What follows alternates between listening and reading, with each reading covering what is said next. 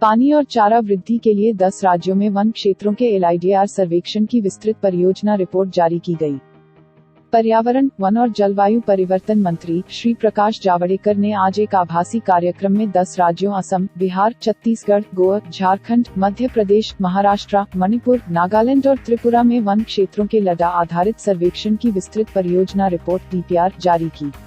उन्होंने कहा, परियोजनाओं से वन क्षेत्रों में पानी और चारा बढ़ाने में मदद मिलेगी और वनों के पुनर्जनन की दक्षता में वृद्धि होगी। इस परियोजना को सफल बनाने और प्रौद्योगिकी के उपयोग के प्रभाव को प्रदर्शित करने के लिए सभी राज्य सरकारों को सही तरीके से काम करना चाहिए।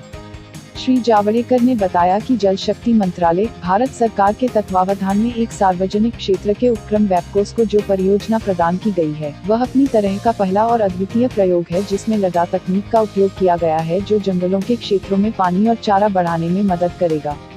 मानव पशु संघर्ष को कम करना, भूजल पुनर्भरण में मदद करना, स्थानीय समुदायों की मदद करना और राज्य के वन विभागों को इन परियोजनाओं के कार्यान्वयन के लिए कैंपर फंड का उपयोग सही तरीके से और वाटरशेड प्रबंधन के रिच टू वैली दृष्टिकोण के अनुसार करने के लिए कहा। वैपकोस ने LIDR तकनीक का उपयोग करके इन DPR को तैयार किया है, जिसमें 3D 3 आयामी dam, digital elevation model, imagery और परियोजना क्षेत्रों की परतों का उपयोग विभिन्न प्रकार की मिट्टी और जल संरक्षण संरचनाओं जैसे कि एनीकट, केबियन की सिफारिश के लिए किया जाता है।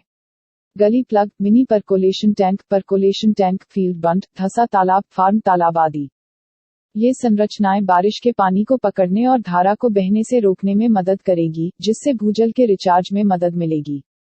वैपकोस ने राज्य वन विभागों की भागीदारी के साथ इन राज्यों में वन ब्लॉक के भीतर एक प्रमुख रिज की पहचान की है, जिसका विस्तृत परियोजना रिपोर्ट तैयार करने और उपयुक्त और व्यवहार्य सूक्ष्म मृदा के निर्माण के लिए स्थानों और संरचनाओं की पहचान करने के लिए प्रत्येक राज्य में 10,000 हेक्टेयर के औसत क्षेत्र का चयन किया गया है।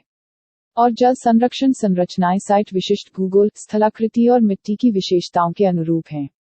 राज्यों, केंद्र शासित प्रदेशों ने वन ब्लॉक के अंदर एक प्रमुख रिज की पहचान इस मानदंड के साथ की कि चयनित क्षेत्र में राज्य की औसत वर्षा होनी चाहिए और क्षेत्र को सहायक प्राकृतिक उत्पादन की आवश्यकता होती है, जिसका अर्थ है कि वनों का घनत्व 0.4 या उससे कम होना चाहिए, लेकिन उचित होना चाहिए। ANR हस्तक्षेपों के साथ पुनः उत्पन्न करने की क्षमता 2,61,897 हेक्टेयर से अधिक 26 राज्यों में कार्यान्वयन के लिए परियोजना को जुलाई 2020 में ₹1838 करोड़ की लागत से वैपकोस को प्रदान किया गया था। शेष 16 राज्यों की DPR भी शीघ्र ही जारी की जाएगी।